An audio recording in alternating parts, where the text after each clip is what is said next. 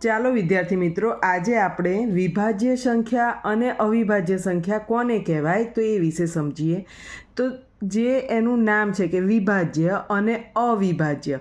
વિભાજ્ય એટલે કે જેનું વિભાજન, એવી સંખ્યા કે જેનું વિભાજન શક્ય છે, અને અવિભાજ્ય એટલે કે જેનું વિભાજન શક્ય નથી. તો હવે વિભાજન કોને કહીશું?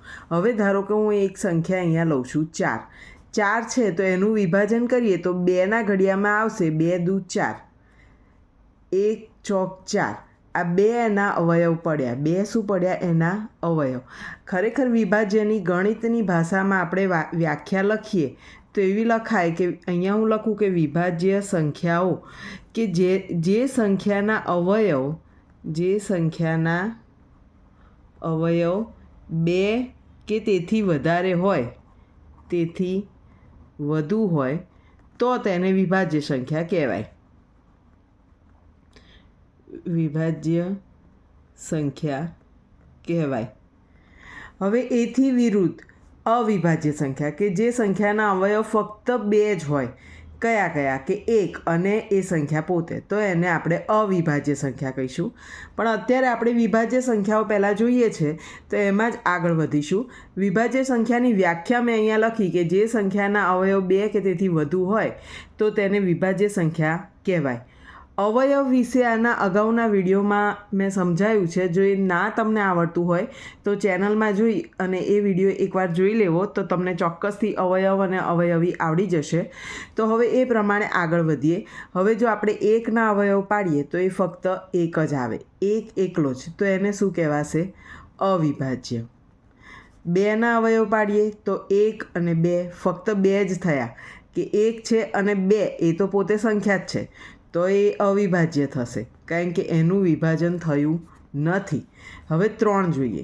3માં 1, 2ના ઘડિયામાં 3 આવે નહીં અને પછી એની એ જ સંખ્યા 3ના 3, તો એને પણ આપણે અવિભાજ્ય કહીશું. હવે આવશે 4. તો 4 1ના ઘડિયામાં આવે છે, 2ના ઘડિયામાં 2 દુ 4 આવે છે, 3ના ઘડિયામાં નહીં આવે, 4ના ઘડિયામાં આવશે. એટલે 1, 2 અને 4. હવે આ જે વ્યાખ્યા હતી એમાં આપણે લખ્યું હતું 2 કે તેથી વધારે. હવે આ જો 2થી વધારે થઈ ગયું, બરાબર. 2થી વધારે એના અવયવ પડી ગયા તો આને કઈ સંખ્યા કહેવાશે? વિભાજ્ય. હવે આપણે 5 જોઈએ. 5 છે તો એમાં 1, 2ના ઘડિયામાં 5 ના આવે, 3માં ના આવે, 4માં ના આવે અને સીધા 5માં આવે. એટલે એવી સંખ્યા કે પહેલો એકડો અને બીજી એ સંખ્યા પોતે. તો એવા જ જેના અવયવ હોય એને અવિભાજ્ય કહેવાય. હવે 6 જોઈએ. તો 1, પછી 2ના ઘડિયામાં 2 તરી 6 એટલે અહીંયા 2, 3ના ઘડિયામાં 3 દુ 6 અને પછી 6. એટલે 1, 2, 3, 6. એટલે આ 2 કરતાં વધારે અવયવ પડ્યા તો એને આપણે વિભાજ્ય સંખ્યા કહીશું. હવે વિભાજન હમણાં આપણે શરૂઆતમાં કીધું કે જેનું વિભાજન થાય એને વિભાજ્ય સંખ્યા કહેવાય. તો વિભાજન કેવી રીતે એ પણ તમને એક બતાવી દઉં. 6 છે. હવે 6 વિભાજન એ રીતે કરવાનું કે એકડો ના આવવો જોઈએ. તો 6 કયા ઘડિયામાં આવશે? તો 2 તરી 6 કયા ઘડિયામાં આવશે એનું આપણે આ વિભાજન કર્યું કે 2ના ઘડિયામાં આવે તો 2 તરી 6. આમાં 1 છંગ 6 આવે. મેં અગાઉ જ કીધું કે એકડો ના આવવો જોઈએ, એવી રીતે નહીં લખવાનું. તો 2 તરી 6 આમાં એકડો નથી તો આને વિભાજ્ય કહેવાય.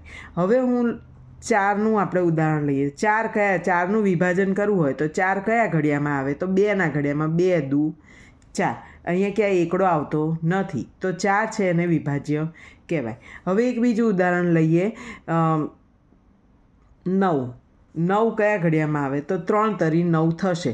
આમાં ક્યાંય એકડો નથી તો આ 9 છે એને કેવી સંખ્યા કહી શકીશું? વિભાજ્ય. 25. 25 કયા ઘડિયામાં આવશે? પાયું 25 તો એને કેવી સંખ્યા કહેવાશે? વિભાજ્ય. પછી 18. 18 કયા ઘડિયામાં આવશે? 2 9 18 અથવા 6 તરી 18. તો એવી સંખ્યાઓ આનું એક પણ ઘડિયામાં આવે તો એવી સંખ્યાને આપણે વિભાજ્ય સંખ્યા કહેવાય. હવે આ 18 છે એ વિભાજ્ય સંખ્યા થઈ ગઈ. હવે આશા રાખું કે તમને વિભાજ્ય સંખ્યા કઈ છે એના વિશે ખબર પડી ગઈ હશે. હવે જે સંખ્યા વિભાજ્ય નથી એ બધી અવિભાજ્ય કે જેનું આવું વિભાજન શક્ય નથી. ધારો કે 11.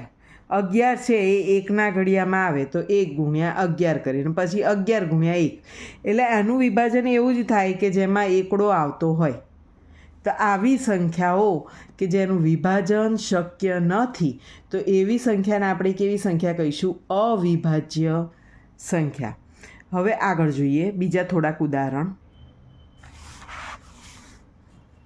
અગાઉ આપણે 6 સુધી તો જોઈ લીધું. હવે 7 છે એનું વિભાજન કરીએ તો 1 × 7 એટલું જ થાય. બીજા કોઈ ઘડિયામાં 7 આવે નહીં, તો એને કેવી સંખ્યા આપણે કહીશું? અવિભાજ્ય સંખ્યા. પછી 7 પછી શું આવે? 8. 8 એ કોઈ ઘડિયામાં આવે છે?